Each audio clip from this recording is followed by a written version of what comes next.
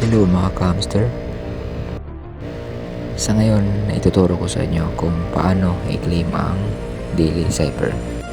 Bago tayo tumungo dun, i-claim muna natin tong 7,000 coin.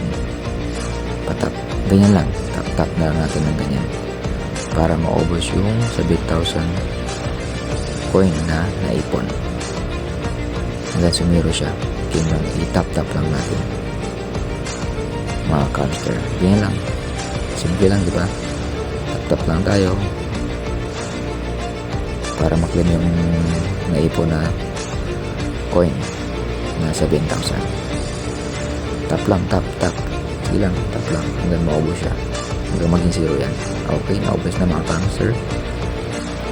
Okay, punta na tayo dito sa Daily Cypher. Sa ngayon, ang Daily Cypher code ay swap. Yan yung code niya ngayon ay swap.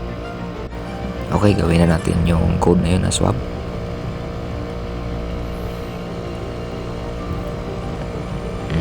Tap. Tatlong tap yan para lumabas yung S. Tap. Hold. Para lumabas yung W. Then, tap. Hold. Para lumabas yung A. Then, tap. Hold. Tap. Para lumabas yung B. Okay, yan yung makuha na natin yung cypher code. Okay, take a price. Makuha natin yung 1,000 bonuses. 1 million bonuses pala yun. O, diba? Kita nyo? Makuha na natin, nakuha na natin 1 million bonuses. Mga ka-hamster dyan.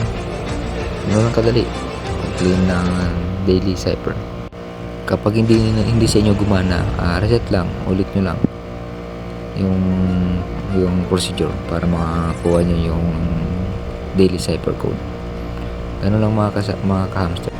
Thank you sa panonood. See you in my next video.